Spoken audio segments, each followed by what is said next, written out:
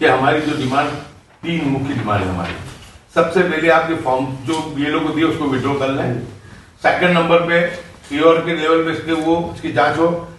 Total जितने भी form 7 भरे गए हैं उसकी विगत अहमदाबाद शहर जिला समिति को दी जाए, और गलत है उनके नाम निकालो, कोई ऐतराज नहीं, हम किसी की फेवर नहीं करेंगे, लेकिन जो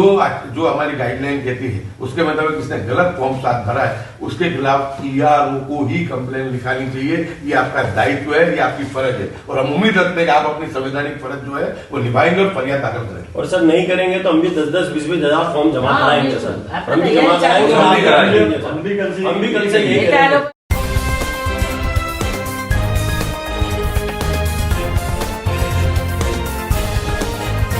आप देख रहे हैं देश लाइव, देश की आवाज। जो प्रक्रिया जिस तरीके से हुई, आपको सैल्यूट है, बहुत अच्छे तरीके से आप लोग 15 तारीख तक इस प्रक्रिया को लेकर के आए, लेकिन अचानक से 16 तारीख के दिन से जो कार्रवाई पूरे गुजरात में ईआरओ द्वारा की गई, वो चीजें साबित कर दिया कि राहुल गांधी का जो मुद्दा है वोट चोरी का, वो साबित होता है उससे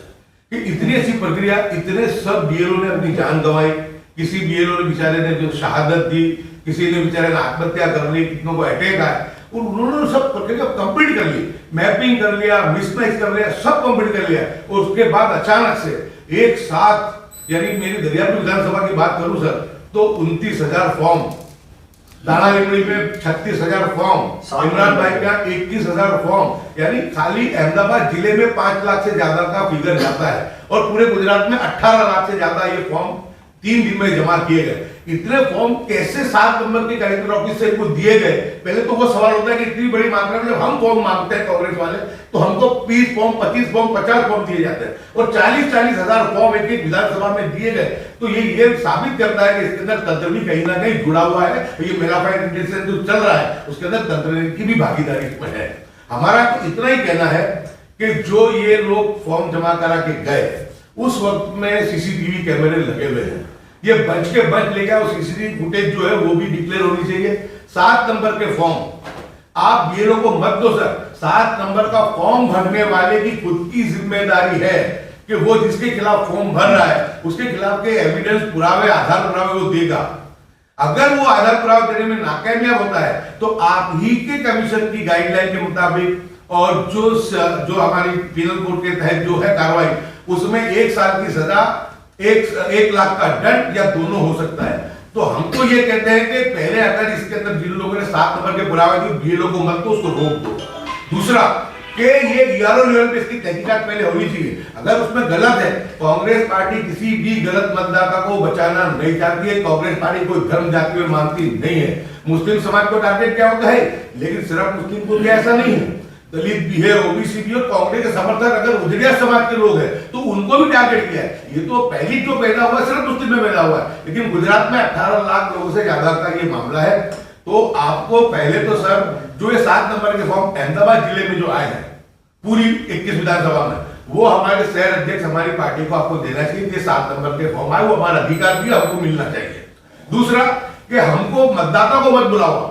पहले जिसने कंप्लेंट की है 7 नंबर की उसको बुलाया जाए, और उसको बुला करके उसको कहो कि उसके लिए आधार और पुरावे आप दीजिए। अगर वो आधार और पुरावे देता है और सही है, हम कहते हैं, कांग्रेस पार्टी कहती है चाहे कोई भी हो उसको बाहर निकालो, लेकिन अगर वो उसने जो गलत किया है, क्योंकि फॉर्म नंबर 7 के अंदर लिखा हुआ है, उसने साइन की भी है, उसको पता है कि 1 साल की सजा और 1 लाख रुपए का दंड या जुर्माना दोनों हो सकता है, तो उनके खिलाफ ईआर को कंप्लेन दायर कर लीजिए। जब भी एसआईआर प्रक्रिया निष्पक्षता से हुई है, वो साबित हो पाई। तो सबसे पहले सर ये जो भी है जनरेट आप बीएलओ को मत करो, जहां पर दे दिया है वहां से उसको विड्रॉ कर लो, ईआर के लेवल पे इसकी तहकीकात की जाए, तहकीकात करके पहले कंप्लेनर को बुलाया जाए, और तथ्य है तो एक्शन लो, अगर तथ्य नहीं है तो उसके सामने आप एफआईआर करके उसके सामने कार्रवाई करो। और हमारी डिमांड ये है कि अहमदाबाद जिले की तमाम जितने एसआईआर के फॉर्म 7 आए हैं वो हमारे जिला अध्यक्ष को और हमारे शहर अध्यक्ष को आपकी तरफ से दिए जाए, और हम उम्मीद रखते हैं कि आप निष्पक्षता से आपने 15 तारीख तक काम किया है।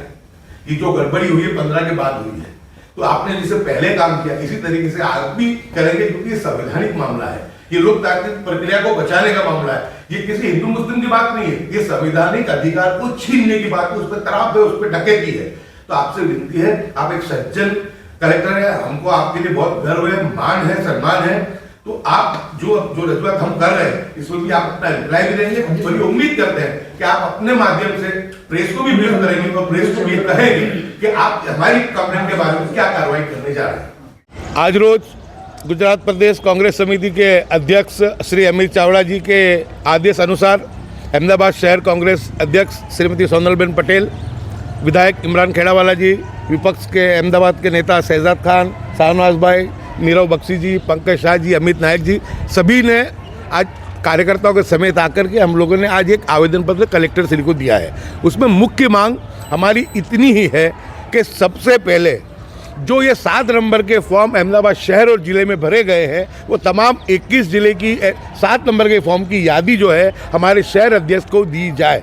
दूसरी बात यह है कि जिसने फॉर्म नंबर 7 भरा है उसकी जिम्मेदारी है कि उसको आधार पुरावे देने हैं कि किसके खिलाफ उसने जो फॉर्म भरा है उसके आधार पुरावे सही है या गलत है। तो ये मतदाताओं को सीधा BLO संपर्क ना करें। जितनी नोटिस बाहर भेज दी गई है मतदाताओं द्वारा, BLO द्वारा मतदाताओं को, उसको विड्रॉ की जाए और ERO के मार्फत यहाँ पर बैठ करके जो 7 नंबर के फॉर्म जिन्होंने भरे उनको बुलाया जाए। अगर वो आधार पुरावा देते हैं और सही है, कांग्रेस पक्ष को कोई एतराज़ नहीं है, उनके खिलाफ कार्रवाई करो, उनके नामों को निकालो। लेकिन जब फॉर्म नंबर 7 में स्पष्ट रूप से लिखा गया है कि अगर कोई गलत माहिती या गलत आधार देता है और फॉर्म पे उसने साइन भी की है, तो जो लोग ने गलत माहिती दी है, संवैधानिक अधिकार छीनने की कोशिश की है, लोकतांत्रिक अधिकार छीनने की कोशिश की है, उनके सामने कड़ी कानूनी कार्रवाई करने का प्रावधान है। वो ERO को करना चाहिए। यानी हमने आज कलेक्टर से मांग की है कि जिन लोगों ने भी ये फॉर्म नंबर 7 गलत आधार से भरे हैं उनके सामने जो फॉर्म में भी लिखा हुआ है वो कड़क कानूनी कार्रवाई हो, जिसमें 1 साल की सज़ा, 1 लाख रुपए का दंड या दोनों हो सकता है। और तीसरी बात जो हमारी है कि जो इलेक्शन कमीशन तमाम ERO को बुला करके कांग्रेस पार्टी के शहर अध्यक्ष और जिम्मेदार आगेवानों के साथ इसके लिए जो है मीटिंग करा जाए और संपूर्ण जो यादी है 7 नंबर फॉर्म जो सबमिट हुए वो यादी कांग्रेस पक्ष को दी जाए।